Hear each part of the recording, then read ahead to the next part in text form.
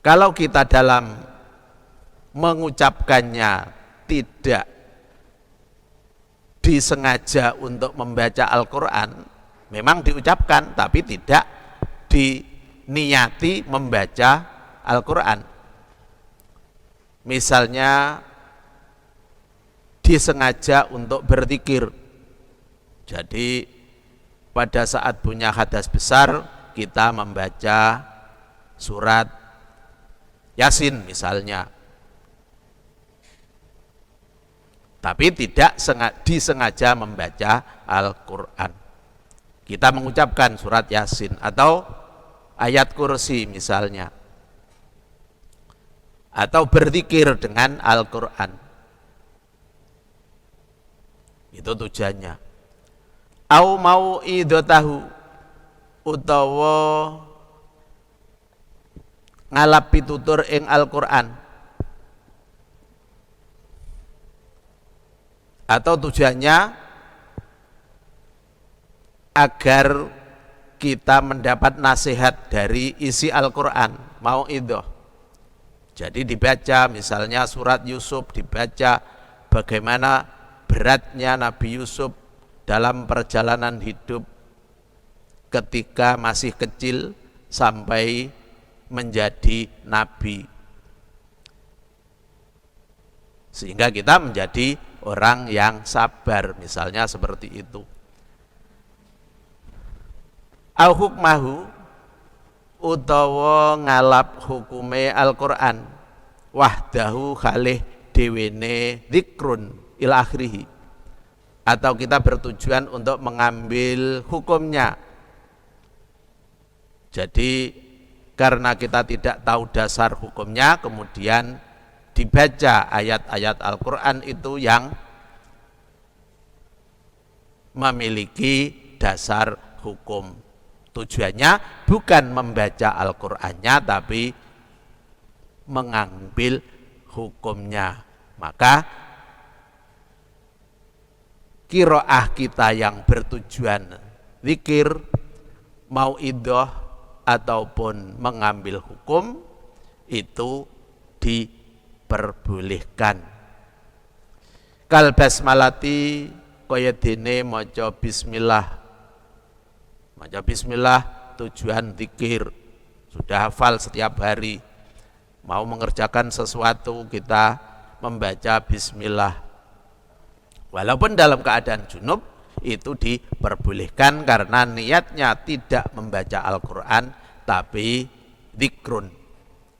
Au atlaqo, utawa mutlakaken sapa muslim, atau membacanya tidak diniati apa-apa, hanya membaca gitu saja, tidak niat zikir, tidak niat mau'idhah, tidak niat membaca Al-Quran, pokoknya mengucapkan kalimat yang aslinya itu adalah ayat Al-Quran. Fala yahrumu, mongko ora haram apa mazkur minal qiraah ila akhirih. Jadi ada perbedaan. Kalau kita sengaja membaca ayat Al-Quran maka haram, tapi kalau kita tidak sengaja membaca ayat Al-Quran walaupun bilisanihi diucapkan, itu tidak dihukumi haram. Karena fungsi Al-Quran macam-macam, tidak hanya untuk bacaan tapi juga untuk zikiran, untuk mau'idhah, untuk nasihat, atau untuk diambil hukumnya. Jadi ada perbedaan-perbedaan hukum pada saat membaca, sementara orang yang membaca itu memiliki hadas besar.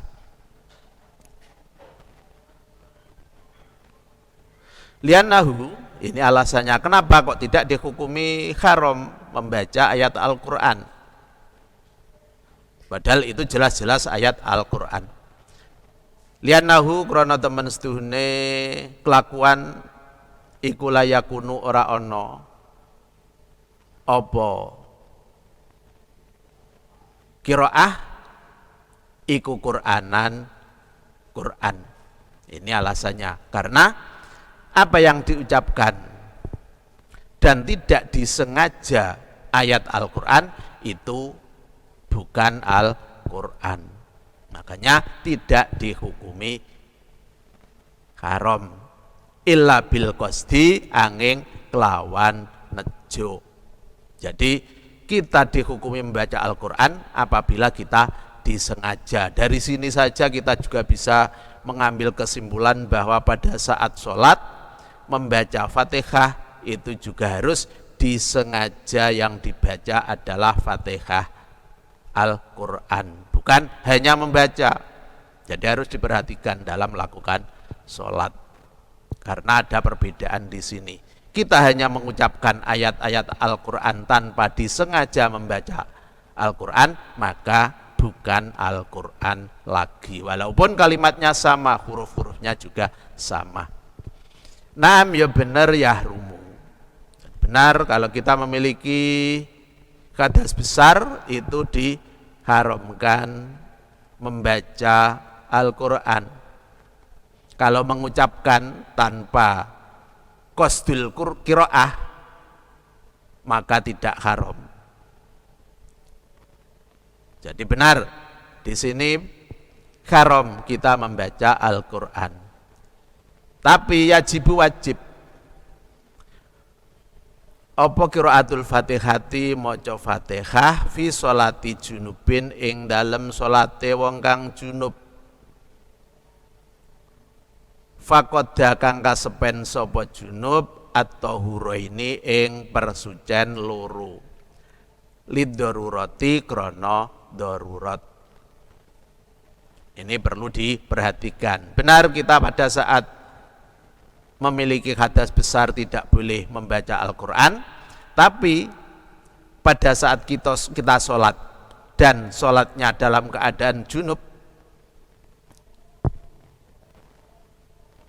karena tidak ada perkara yang digunakan untuk bersuci, maka tetap diwajibkan membaca Al-Fatihah. Qiraatul Fatihah itu wajib.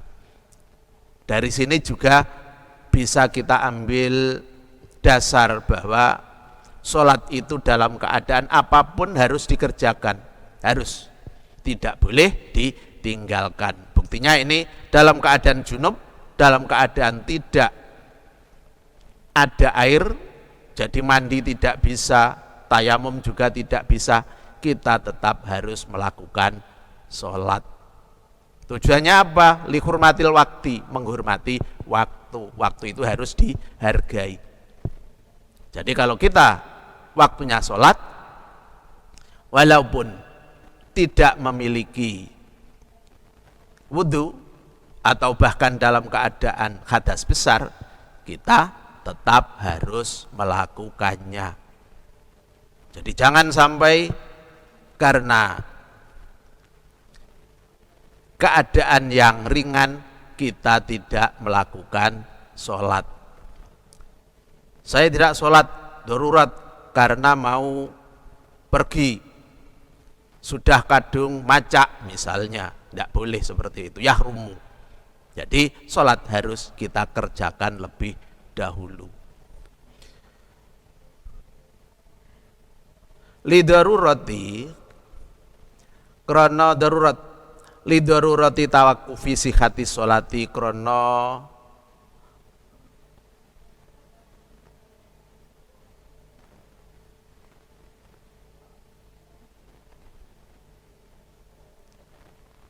mestine kandeke sae sholat alaiha ing atase Fatihah. Ini alasannya, karena sholat itu bisa sah apabila kita membaca Al-Fatihah. Jadi setiap rakaat pasti harus membaca Fatihah. Makanya Fatihahnya juga harus benar. Tidak boleh baca Fatihah salah. Misalnya kalau kita membaca Fatihah kurang satu huruf atau kurang satu tasdid misalnya, maka sholatnya juga tidak sah. Jadi harus belajar yang benar-benar agar bisa membaca dengan bacaan yang benar. Faslun utawi iki fasal suci fi sifatil ghusli ing dalem mertelaaken bira-bira sifate adus. Jadi penyebab hadas besar sudah dibahas semua, kemudian juga dibahas perkara-perkara yang tidak diperbolehkan karena hadas besar. Kemudian di sini berpindah bab ke sifatul ghusli, perkara-perkara yang harus dikerjakan pada saat mandi besar agar hadas besarnya menjadi hilang. Jadi setelah hadas besar, solusinya melakukan mandi besar. Di sini pembahasannya. Wa qalul ghusli utawi luweh kidik-kidik adus al wajibi kang wajib apa ghuslun iku niyatu raf'il janabati, niat ngilangi jenabat. Paling ringan-ringannya mandi wajib itu yang pertama harus niat dengan niat menghilangkan jenabat. Jadi bukan menghilangkan hadas saja, tapi langsung menghilangkan jenabat. Hanya saja nanti banyak, niatnya tidak hanya raf'ul janabati, tidak, tapi banyak. Yang pertama niatnya itu harus.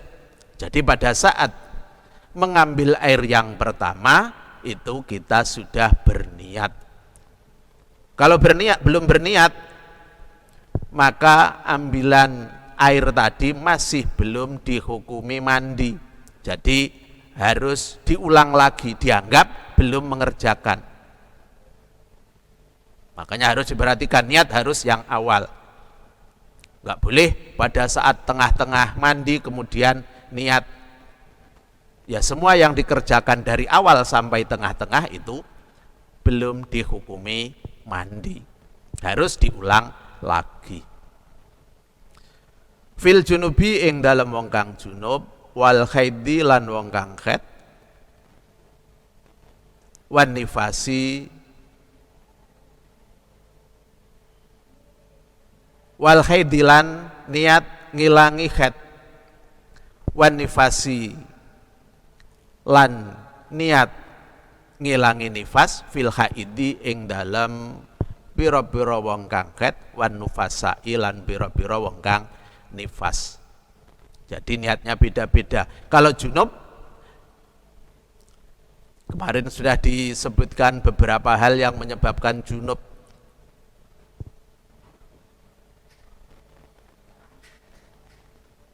Maka niatnya raf'il janabati. Nawaitul ghusla li raf'il janabati. Kalau orang yang khed, niatnya nawaitul ghusla li raf'il haidi. Kalau yang nifas, nawaitul ghusla li raf'in nifasi. Jadi beda-beda. Ai raf'i hukmi dzalika tegese ngilangaken hukume mengkono-mengkono junub ila akhirih. Jadi junubnya dihilangkan bagi orang yang junub. Kemarin termasuk berhubungan suami istri atau bermimpi. Kalau khed ya pada saat sudah suci.